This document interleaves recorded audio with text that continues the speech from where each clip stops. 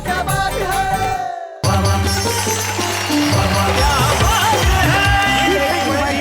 Mahendra party जीतेगी, जीतेगी भाई जीतेगी, महेंद्र पार्टी जीतेगी, जीतेगी भाई जीतेगी, महेंद्र पार्टी जीतेगी, भाई जीतेगी, सुरेंद्र पार्टी जीतेगी, जीतेगी भाई जीतेगी, महेंद्र पार्टी जीतेगी, महेंद्र पार्टी जीतेगी, सुरेंद्र पार्टी जीतेगी भाई जीतेगी।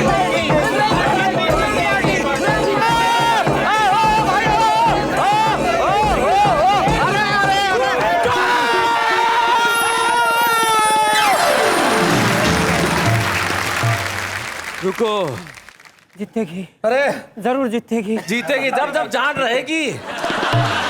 तो और जोर से बोला तो भाई साहब फिर कभी जीत क्या उठ ना पाओगे। आराम से, जीतेगी, आराम से, इनकी औरत इनको पीटेगी। अरे जीतेगी। फैसला हो जाएगा कि कौन जीतेगा, लेकिन अपने अपने स्थान पे जरा एक बार आप बैठ जाइए प्लीज। हिंदुस्तान के कविता के इतिहास में पहली बार ऐसा है कि ऐसा मंच सजा है जिसमें इधर जो महेंद्र पार्टी है उसमें देश के वो कवि हैं जो कि सारे के सारे महेंद्र हैं, और इधर जो सुरेंद्र पार्टी है उसमें देश के वो कवि हैं जो कि सारे के सारे सुरेंद्र हैं। पहली बार हम ऐसा एक मेगा एपिसोड पेश करने जा रहे हैं जिसमें आज के एपिसोड के अंदर सारे महेंद्र सुनाएंगे कविताएं और कल सारे सुरेंद्र सुनाएंगे कविता। लेकिन जैसा कि हमने आपको कहा था कि एक्स्ट्रा बहुत कुछ होने वाला है, कुछ ऐसे एक्स्ट्रा कवियों को आज हम लेके आएंगे जो एक्स्ट्रा ऑर्डिनरी है। लेकिन उसके पहले हम उन्हें बुला लेते हैं जो क्या है, खुद ही देख लीजिए।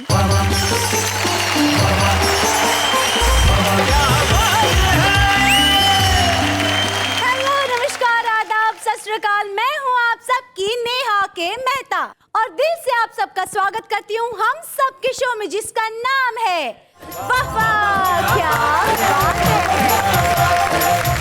सबसे पहले हम ये देख लेते हैं कि आज हमारी महेंद्र पार्टी और सुरेंद्र पार्टी इस मंच पे क्या करने वाली हैं।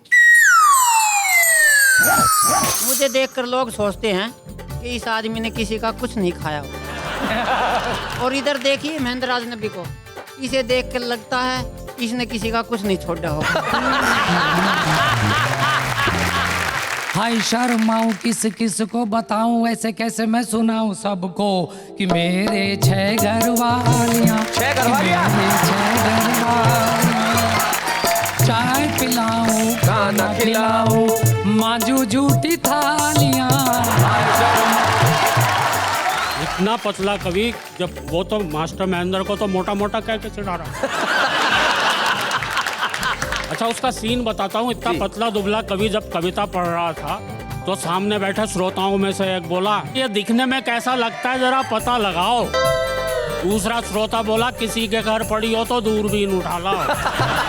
अच्छा, एक श्रोता वाकई में दूरबीन उठा के ले आया और उससे देखते हुए बोला, बाप रे, ये कवि खड़ा है, उसका एक्सरे।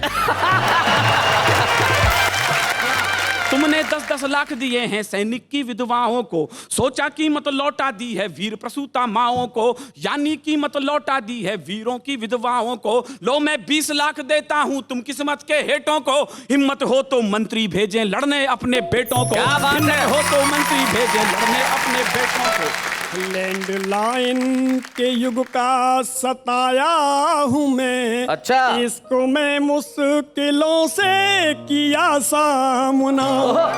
तो फोन नंबर उधर भेजने के लिए कागजों में भी पत्थर पड़ा बना। ये काम है जुनून का, उस इश्क में सुकून का। चलते चलो चलते चलो चलते चलो, एक इश्क में चलते चलो। वाह।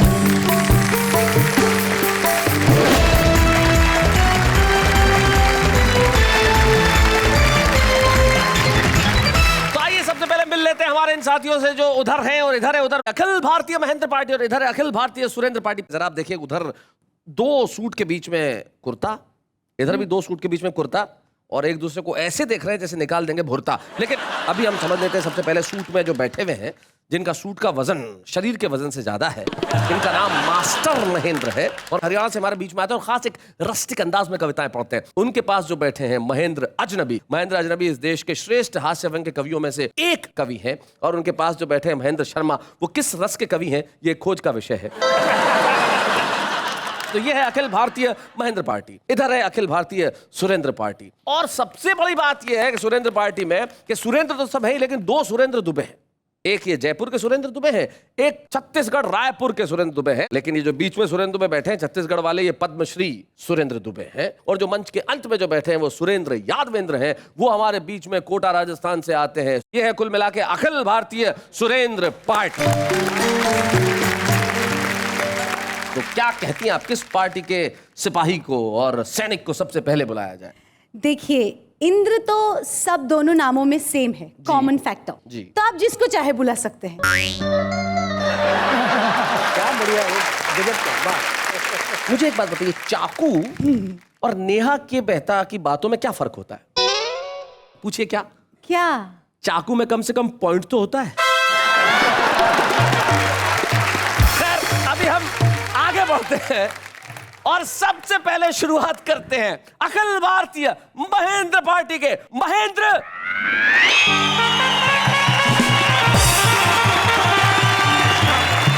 अरे शैलेश जी, कौन से महेंद्र को बुलाएंगे? तुम ही बताओ किसको बुलाएं?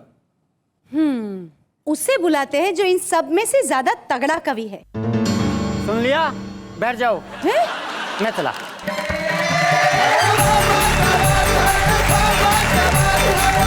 मैं विरोधी पार्टी वालों को बताना चाहता हूँ कि ये हड्डियों का ढांचा भी स्टील का काम करेगा। ये हड्डियों का ढांचा भी स्टील का काम करेगा और विरोधी पार्टी के ताबूत में कील का काम करेगा। पहले तो चीटियां खींच ले जाती थी मुझको चारपाई से, आजकल कोई भी खींच नहीं सकती है मुझको चारपाई से। अच्छा, क्योंकि सारी डरती है मेरी मोटी लुगाई से। एक दिन मैंने पत्नी को कहा, अच्छा, वजन के हिसाब से किराया लगे मैं दुनिया का सबसे खुशनसीब आदमी होऊंगा। कहने लगी जिस दिन वजन के हिसाब से किराया लगने लग जाएगा उस दिन तेरे को बस में कौन बिठाएगा। बहुत अच्छे। कहने लगी तू बस अड्डे पे खड़ा रह जाएगा, बसों पे तख्ती लगा दी जाएगी, जिन सवारियों का वजन 20 किलो है कृपा वो ना चढ़े। और भाई साहब, एक बात मैं आपको और बताना चाहूंगा। मुझे देखकर लोग सोचते हैं कि इस आदमी ने किसी का कुछ नहीं खाया होगा। और इधर देखिए महेंद्र राजनबी को, इसे देखकर लगता है इसने किसी का कुछ नहीं छोड़ा होगा।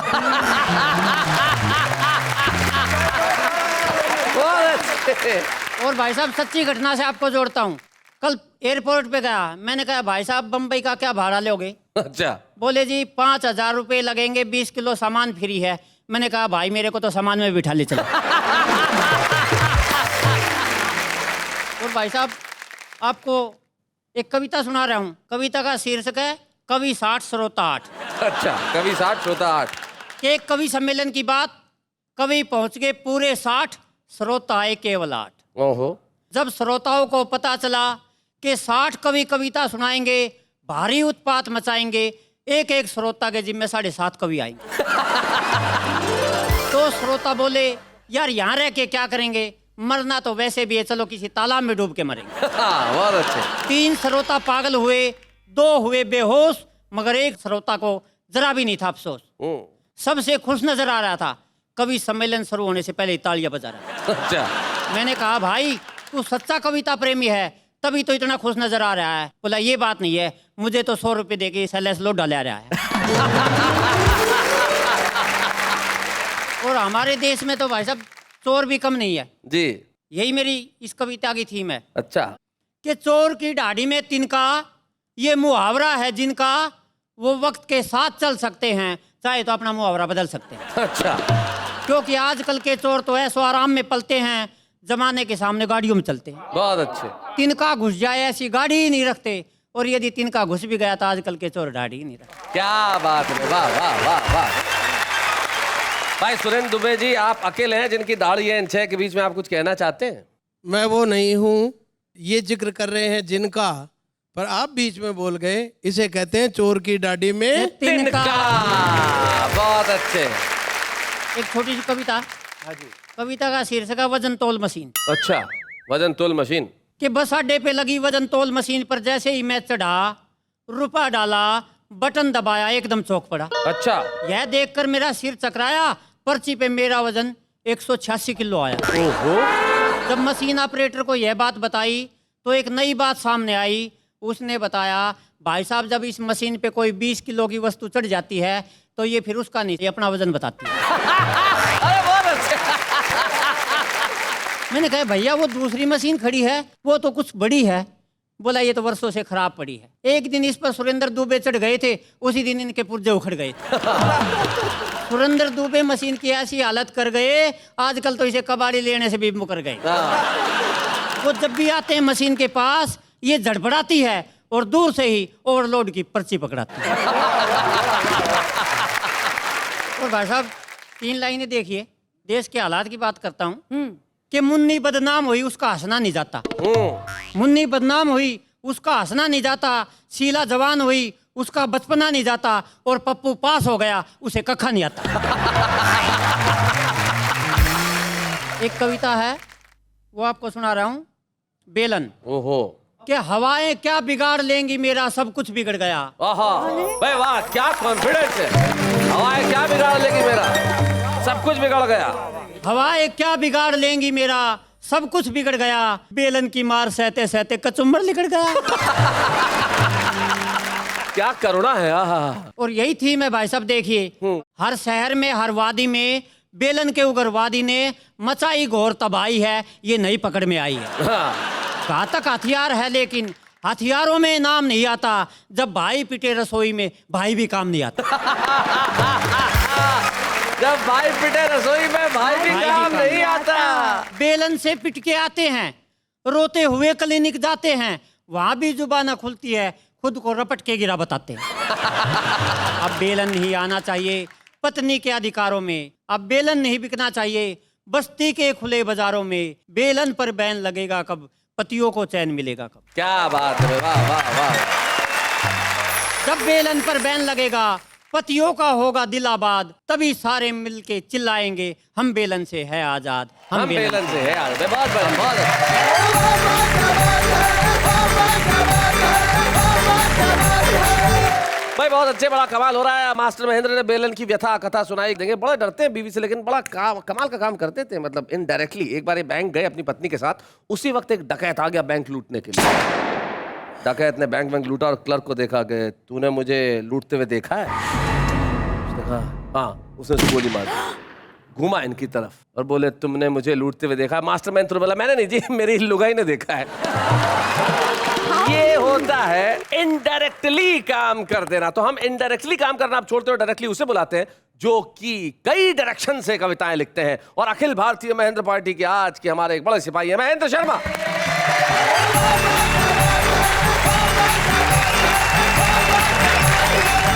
नमस्कार। नमस्कार। चेतावनी, अच्छा, हमारे पार्टी के नेता को इस तरह घूर घूर देख रहे हो, निपटा देता हूँ। हाँ निपटा दो। सुरेंद्र पार्टी का एक नेता मंच पर चढ़कर बोला, खोल आदर्शों का झोला, मेरे देश में अत्याचार, अनाचार, व्याभिचार, भ्रष्टाचार, नशीले पदार्थों का अंधकार गुफ है, प्रशासन बहरा है, लंगड़ा है, चुप है, मेरा देश किधर जा रहा है। मेरा देश किधर जा रहा है। सामने से भीड़ से एक व्यक्ति बोला, देश तो यही है पर तू कहीं जरूर जा रहा है। देश तो यही है पर तू कहीं जरूर जा रहा है, लगता है कुछ लेके आ रहा है। नेता बोला, लोग मेरे भाषण पर हंस रहे हैं। तभी दूसरा बोला, भाषण पर नहीं, आपके कुर्ते पर हंस रहे हैं। वो बोला, कुर्ते में ऐसा क्या कर रखा है। बोला, शीशे में जाके देख, उल्टा पहन रखा है। एक टुकड़ा और देना चाहता हूँ जी, सुनिए। इस वाक्य को समझो, तुम इनके टुकड़ों पे पल रहे हो। सुनाना चाहता हूँ, सुनिए जी। एक व्यक्ति मंच पर बैठा लोगों को बुला रहा था, अपना जूता अपने सर पर ही घुमा रहा था। अच्छा। पास खड़े एक व्यक्ति से हम बोले, इसका ये सांस्कृतिक कार्यक्रम कब से चल रहा है। हाँ। वो बोला, तुझे क्या खल रहा है, ये ना ही किसी फिल्म का सीन है और ना ही फिल्म का अभिनेता है, असल में चुनाव में हारा हुआ एक बहुत बड़ा नेता है। अच्छा। असल में चुनाव में हारा हुआ ये एक बहुत बड़ा नेता है और ये जूता और कुछ नहीं, इनका चुनाव चिन्ह है। अगले चुनाव में भी ये लाभ उठा जाएगा, जीत गया तो जनता पर और हार गया तो खुद पर जूता बजाएगा, खुद पर जूता बजाएगा, खुद पर जूता बजाएगा। वैसे महेंद्र भाई, देश के लोग, जो जनता है बेचारी तड़प रही है और जूता हाथ में लेना चाहती है। ऐसा ही हुआ, एक बार लंबी लाइन लगी हुई थी राशन की दुकान पे, मिलता ही नहीं आसानी से। इतनी लंबी लाइन लगी हुई थी कि एक आदमी बोले, यार मैं इस विभाग के मंत्री को घर जाके जूते मार के आता हूँ। वो निकला और 1.5 मिनट में वापस आ गया। तो लोगों ने पूछा, इतनी जल्दी जूते भी मारा है? बोले नहीं नहीं, वहां जूते मारने के लिए इससे भी लंबी लाइन। ये हालात है इस देश के साहब, लेकिन आप क्या कहना चाहते हैं? एक डॉक्टर का क्लिनिक पर बोर्ड पर लिखा था रात का डॉक्टर। अच्छा। हमने पूछा, लोग आपको रात का डॉक्टर कहकर क्यों पुकारते हैं? वो बोला, दिन में मक्खियां और रात को मरीज मारते हैं। देखिए, ये दोनों पार्टी के नेता हैं। दरअसल में ये मुसीबत है जी। 3 मुसीबत इधर, 3 मुसीबत इधर, और 3 मुसीबत इनके घर पे, 3 मुसीबत इनके घर पे। यानी 3 मुसीबत इधर, 3 मुसीबत, 6 मुसीबत के लिए आप कह रहे हैं। और उस मुसीबतों की बात कर रहा हूँ जो अदृश्य है लेकिन मैंने देखी। सुनाइए। हाय शर्माऊं, क्या स्वर है, वाह। शर्मा हूँ। अरे वाह, महेंद्र शर्मा जी बहुत अच्छे। हाय शर्मा हूँ। मस्ती से सुनिए। हाँ। हाय शर्माऊं, किस किस को बताऊं, ऐसे कैसे मैं सुनाऊं सबको कि मेरे 6 घर वालियां, 6 घर वालियां, 6 घर वालियां। चाय पिलाऊं, खाना खिलाऊं, चाय पिलाऊं, खाना खिलाऊं, मांजू झूठी थालियां। हाय शर्माऊं, किस को बताऊं, ऐसे कैसे मैं सुनाऊं सबको कि मेरी 6 घर वालियां, मेरी 6 घर वालियां। पहली इधर से, पहली घर वाली बड़ी है वो गुस्से वाली, कि छाती पर चढ़ जाती है रूप धारण कर विकराली। उसके आगे छोटी लागे, उसके आगे छोटी लागे, ऐसी वैसी गालियां। हाय शर्माऊं, किस को बताऊं, ऐसे कैसे मैं सुनाऊं सबको कि मेरी 6 घर वालियां, मेरे 6 घर वालियां। रुकिए, आगे खतरनाक मोड़ है। दूसरी बीवी है मोटी, अच्छा। असल में लगती है छोटी, फड़कती है बोटी बोटी, सटकती है 35 रोटी। सटकती है 35 रोटी। क्या सटकाइए भैया। सुनिए। पान चबा के मुझे रिझा के, पान चबा के मुझे रिझा के, मांगे घर की तालियां। हाय शर्माऊं, किस को बताऊं, ऐसे कैसे मैं सुनाऊं सबको कि मेरी 6 घर वालियां, कि मेरी 6 घर वालियां। तीसरी बीवी मस्तानी, नहीं कोई उसका सानी, बैठ गई लखनऊ के बस में, पहुंच गई देखो हल्द्वानी। बैठ गई लखनऊ की बस में, पहुंच गई देखो हल्द्वानी। दिन और रहना पूछे बहना, दिन और रहना बोले बहना, मेरे साले सालियां। हाय शर्माऊं, किस को बताऊं, ऐसे कैसे मैं सुनाऊं सबको कि मेरी 6 घर वालियां, कि मेरे 6 घर वालियां। चौथी के बच्चे 4, करती दिन भर मारा मार, कहती ला सौदा उधार, सुन के मुझको चढ़े बुखार। बहुत अच्छे। बच्चे खिलाऊं, लोरी सुनाऊं, क्या बात है। बच्चे खिलाऊं, लोरी सुनाऊं, फिर भी सुनता गालियां। हाय शर्माऊं, किस को बताऊं, ऐसे कैसे मैं सुनाऊं सबको कि मेरी 6 घर वालियां, कि मेरे 6 घर वालियां। 5वीं हिप्पी है छोरी, 5वीं हिप्पी है छोरी, कि इंग्लिश में बोले गोरी, मांगती नोटों की बोरी, मैं कहता हूँ आई एम सॉरी। भाई हमारे वो दम मारे, भाई हमारे वो दम मारे, पीवे मद की प्यालियां। हाय शर्माऊं, किस को बताऊं, ऐसे कैसे मैं सुनाऊं सबको कि मेरी 6 घर वालियां, कि मेरे 6 घर वालियां। अब सुनिए, छठी का दूध याद आ जाएगा। छठी का मत ना पूछ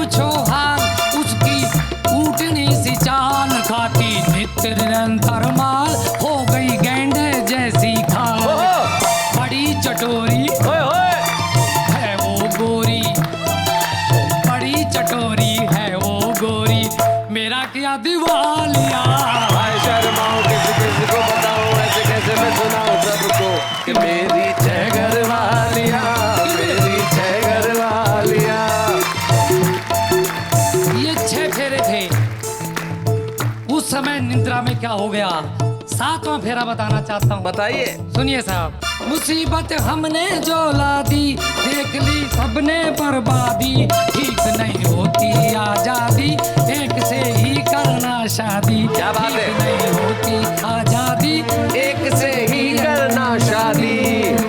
जीवन साथी दिया ओ बाती, जीवन साथी दिया ओ बाती, लाते हैं खुशहालियाँ। हाय शर्माऊं किसी को बताऊं, ऐसे कैसे मैं सुनाऊं सबको कि मेरी 6 घरवालियाँ। बहुत अच्छे। जो कुछ भी है साहब, 6 घरवालियाँ। अगर घरवालियाँ ज्यादा हो तो बच्चे भी ज्यादा होते। आदमी के थे 12-13, किसी के घर खाने पे गया तो सबको ले गया। तो सामने वाले ने देखा, बोले रे इतने आपको लज्जा नहीं आई? बोले नहीं, उसके एग्जाम है। लेकिन हमारे बीच में एक ऐसा लज्जाशाली व्यक्तित्व बैठा है जिसे अपने बदन को विशाल करते हुए कतई लज्जा नहीं आती। जितना आकार वो खुद के शरीर को दे रहा है, उतना ही आकार लोगों को दे रहा है, क्योंकि वो इतना हंसाता है कि लोगों में खून बढ़ जाता है। आइए महेंद्र राज रवि।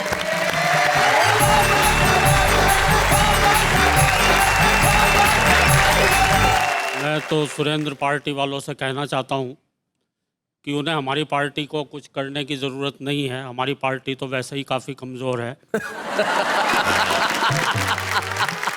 भाई साहब, इनसे भी पतला कवि है। अच्छा, वीर रस का ऊपर से। वीर रस का? इतना पतला कवि, जब वो तो मास्टर महेंद्र को तो मोटा मोटा कह के चिढ़ा रहा था। अच्छा, उसका सीन बताता हूँ। इतना पतला दुबला कवि जब कविता पढ़ रहा था तो सामने बैठे श्रोताओं में से एक बोला, भाई कौन खड़ा है? भाई कौन खड़ा है, दिखाई नहीं पड़ रहा। मुझे तो लगता है माइक खुद ही कविता पढ़ रहा है। उसकी बगल वाला श्रोता बोला, लगता है तू भी गच्चा खा गया है। अबे कवि तो खड़ा हुआ है, लेकिन गौर से देख माइक के डंडे की ओट में आ गया। एक श्रोता बोला, ये दिखने में कैसा लगता है, जरा पता लगाओ। दूसरा श्रोता बोला, किसी के घर पड़ी हो तो दूरबीन उठा ला। अच्छा, एक श्रोता वाकई में दूरबीन उठा के ले आया और उससे देखते हुए बोला, बाप रे, ये कवि खड़ा है, उसका एक्सरे। शैलेश भाई, अचानक वो कवि बड़ी जोर से थरथराया। ऐसा लगता था जैसे मिर्गी का दौरा आया। एक श्रोता बोला, इसे जूता सुंघाओ। दूसरा बोला, गरम गरम दूध पिलवाओ। तीसरा बोला, तू किस टेंशन में है, गौर से इसकी जेब देख, इसका मोबाइल फोन वाइब्रेशन में है। बहुत बढ़िया महेंद्र। शैलेश भाई, मुझे पिछले दिनों आत्महत्या करने का शुभ अवसर प्राप्त। शुभ अवसर? खैर मित्रों, जिस दिन हम आत्महत्या करने निकले तो मोहल्ले के सारे लोग खुशी खुशी हमें विदा करने निकले। ऐसे टाइम में लोग सलाहें देते हैं। अच्छा, ऐसे सलाहें दे रहे थे जैसे बहुत बड़े आत्महत्यारे रहे हों। आत्महत्यारे, बहुत अच्छे। एक बोला, भैया ठीक तरीके से कर लियो, क्योंकि आत्महत्या के विषय में हमारी बुद्धि ये बताती है कि यदि ये एक बार ठीक ठाक कर ली जाती है तो दोबारा करने की नौबत नहीं है। बहुत बढ़िया। एक बोला, जाके किसी नदी में कूद जा। मैंने कहा, यार नदी में कूद जा, नदी से तो मेरा दिल बहुत घबराता है क्योंकि मुझे तैरना ही नहीं आता है। वो बोला, तैरना नहीं आता है इसीलिए तो कह रहा हूँ नदी में कूद जा। एक बोला, फांसी खा लो, नीचे कुर्सी रखो, ऊपर फंदा डालो। मैंने कहा, यार पर एक बात मेरी भी मानना, गर्दन में तो मेरी दर्द होगा, फंदा डालना तो मेरी कमर में डाल। एक बोला, इसे चूहे मार दवा खिलवाओ। ओहो। दूसरा बोला, क्यों यार इसका मजाक बना रहे हो, एक हाथी को चूहे मार दवा खिलवा। तो एक बोला, इसे किसी कवि सम्मेलन में ले जाओ और ऐसा करो इससे कविताएं मत पढ़ो। बहुत अच्छे, बहुत बढ़िया। एक बोला, अबे सोच क्या रहा है, जाके किसी नदी में ही कूद जा, कम से कम इस बहाने नहाना तो हो जाए। क्योंकि आत्महत्या करने के बाद तो पता ही नहीं कब नहाया। खैर साहब, मैं नदी की ओर चला। सबसे पहले फुटे से पानी नापा, पर पानी था कि उसने फुटे को ही नहीं ढांपा। अच्छा। मैंने सोचा, इतने से पानी में कैसे कूदा जाएगा। इस बार हमारी अंतरात्मा से आवाज आई कि तुम कूदो तो सही, तुम्हारे लिए तो चुल्लू भरी काफी। खैर शैलेश भाई, जैसे ही मैंने कूदने को कदम बढ़ाया, पीछे से एक हाथ आया, फिर हाथ का मालिक आया। हाथ का मालिक आया, बहुत अच्छे। वो भी एक उम्मीदवार था, उसे भी यही बुखार था। बोला कर तो रहे हो, पर क्या पहले कभी की है? मैंने कहा नहीं तो। मैंने कहा और आपने? बोला हाँ मैं तो 40वीं बार कर रहा हूँ। बहुत कोशिश की है फिर भी नहीं मर रहा। मैंने कहा 40वीं बार? लगता है आप तो काफी खानदानी आत्महत्यारे हैं। वो बोला दोस्त तुम नहीं जानते, मैंने इस जीवन में, हाँ इसी जीवन में, एक नहीं दो नहीं कई कई की हैं आत्महत्याएं। किसे किसे बताएं?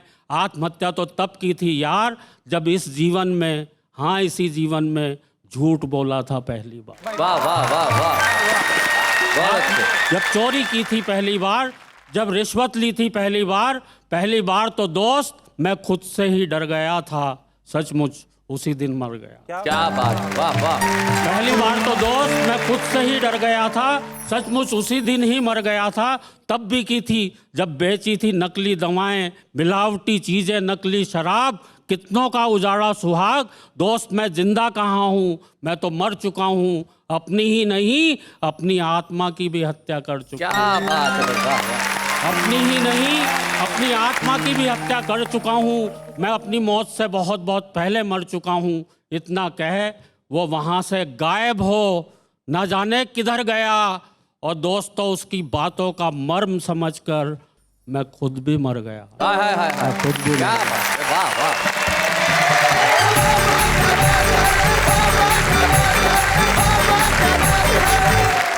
आज जब हमारे इस एपिसोड के अंदर हम दो राजनीतिक पार्टियों की नुमाइंदगी करवा रहे हैं, उधर अखिल भारतीय महेंद्र पार्टी, इधर अखिल भारतीय सुरेंद्र पार्टी, उस वक्त हम एक ऐसे विशेष मेहमान को बुलाना चाहते हैं जिनकी कलम पुकार के कहती है कि आखिर इस देश के राजनेताओं ने इस देश का क्या हाल कर दिया है। आइए हम सुनते हैं हमारे आज के एक विशेष मेहमान, हमारे कवि मित्र विनीत चौहान।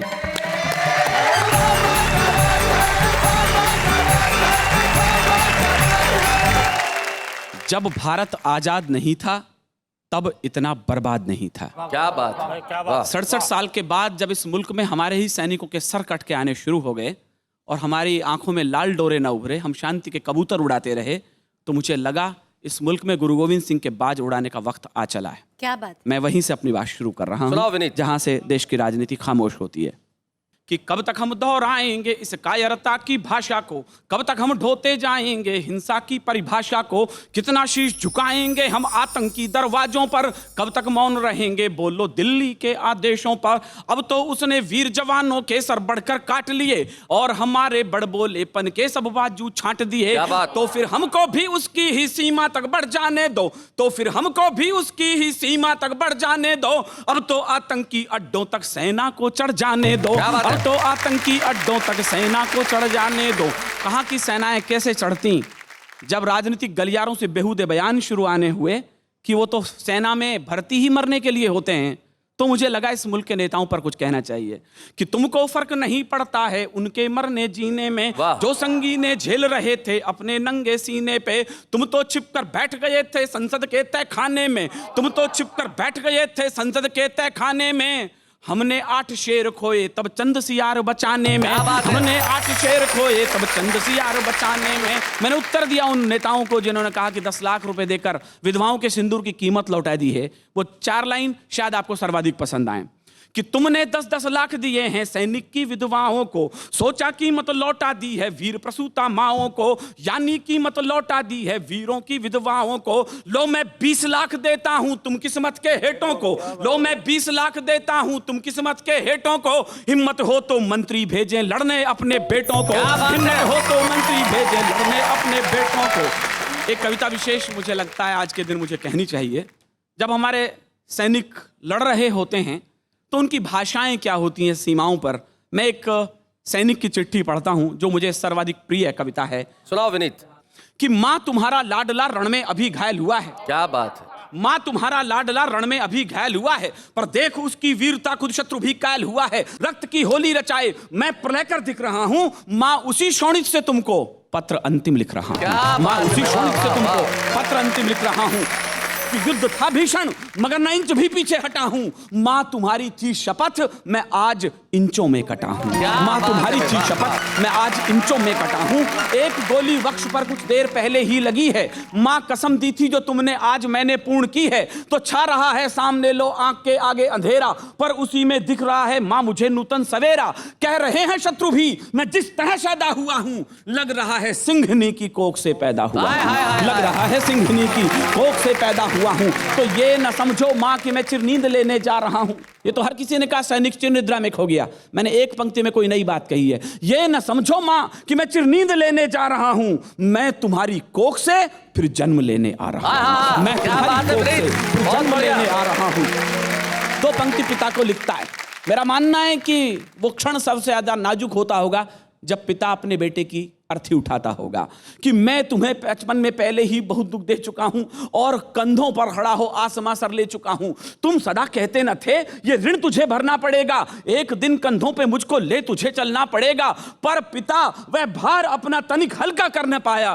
तुम मुझे करना क्षमा मैं पितृ ऋण को भर न पाया। तुम मुझे करना क्षमा मैं पितृ ऋण को भर न पाया।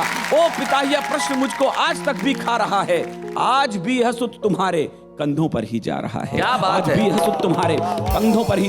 दो पंक्ति भाई को लिखता है कि सुन अनुज रणवीर गोली बाह में जब आसमाई। भाई का भी याद आता है। सुन अनुज रणवीर गोली बाह में जब आसमाई। ओ मेरी बाई भुजा उस वक्त तेरी याद आई।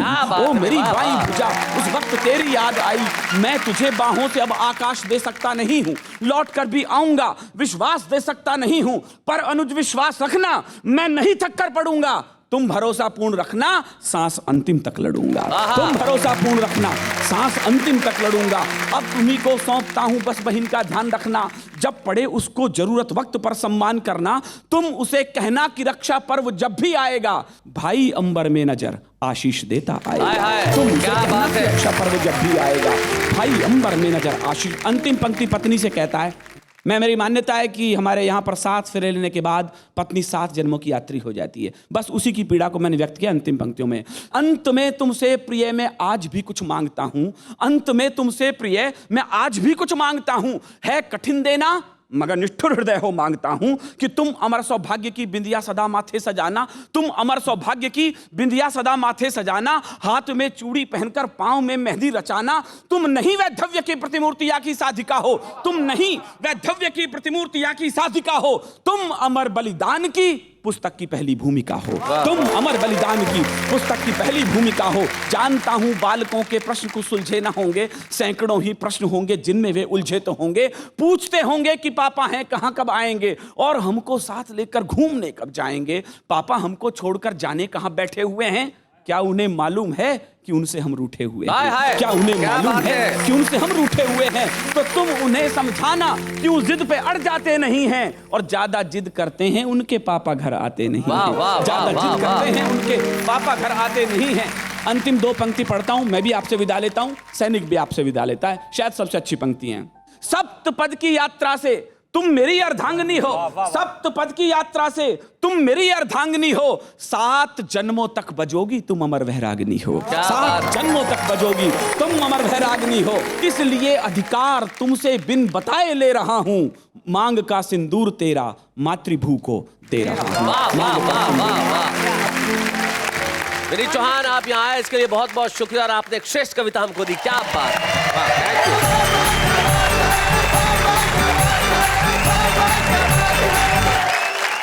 एक एक्स्ट्रा कवि के रूप में हमने हमारे एक एक्स्ट्रा ऑर्डिनरी कवि को आपके समक्ष प्रस्तुत किया जिनका नाम था विनीत चौहान। और अब बारी है हमारा आज के छुपे रुस्तम की। और यकीन मानिए अखिल भारतीय महेंद्र पार्टी की ओर से छुपा रुस्तम आ रहा है तो उनका नाम स्वाभाविक है कि महेंद्र ही होगा। हमारे साथ है महेंद्र चतुर्वेदी।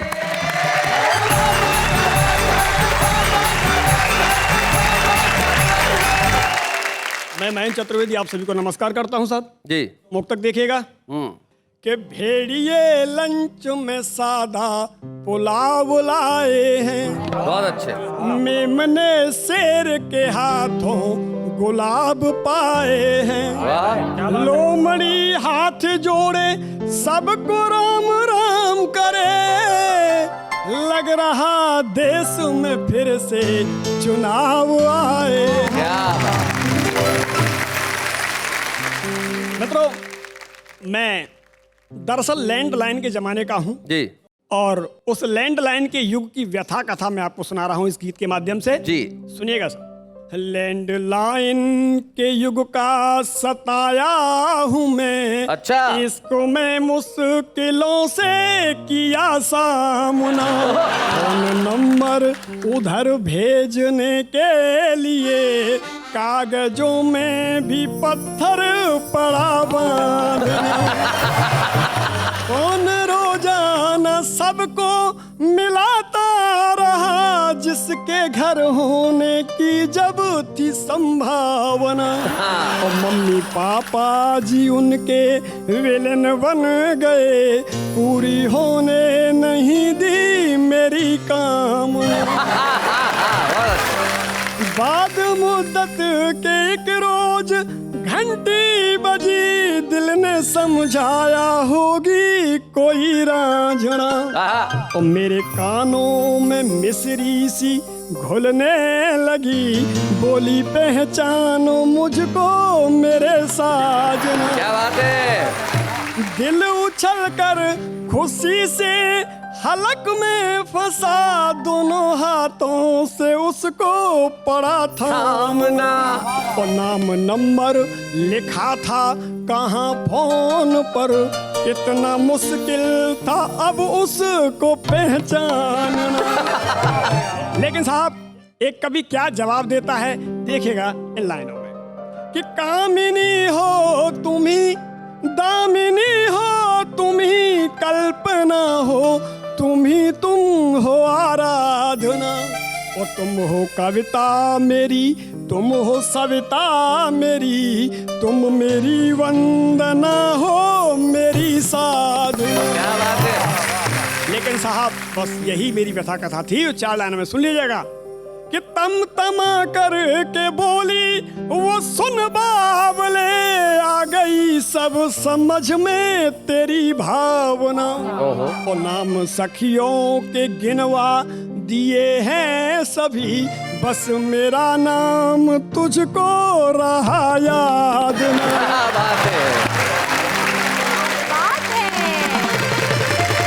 जिंदगी के अंदर कविताएं लिखने के लिए जरूरी नहीं है कि आप कवि ही हो।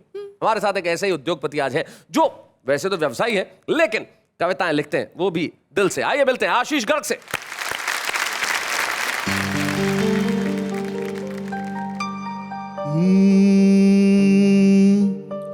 तेरे इश्क की पनाह में मेरी जिंदगी चलती रहे।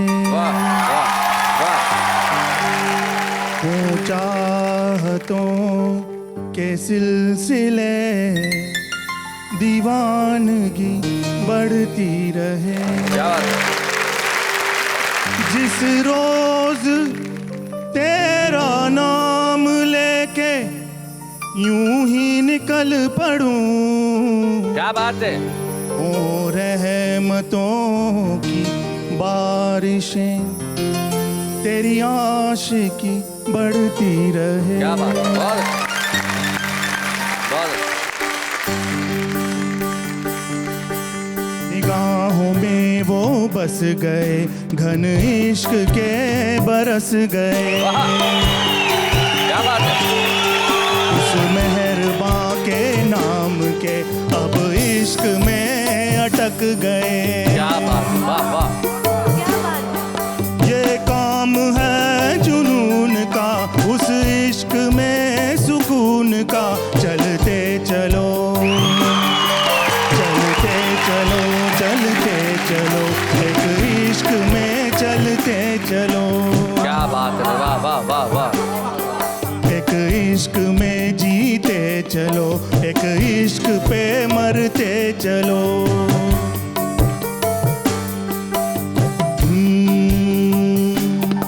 कुर्बानियों के सिलसिले दर बदर चलते रहे। क्या बात है।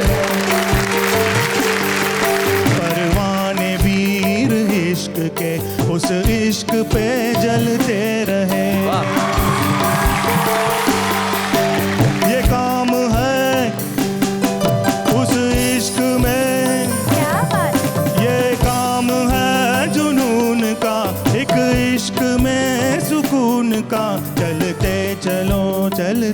चलो, एक इश्क में चलते चलो, एक इश्क में जीते चलो, एक इश्क पे मरते चलो। Thank you Ashish, thank you very much, thank you Ashish, क्या बात है।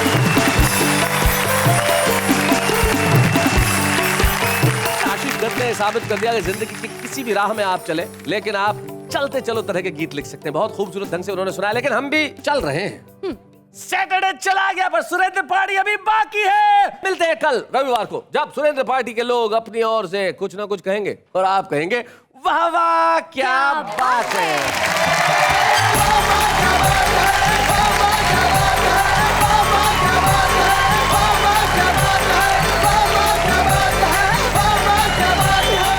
ऐसे और भी मजेदार वीडियो के लिए हमारे चैनल को लाइक, शेयर और सब्सक्राइब करें।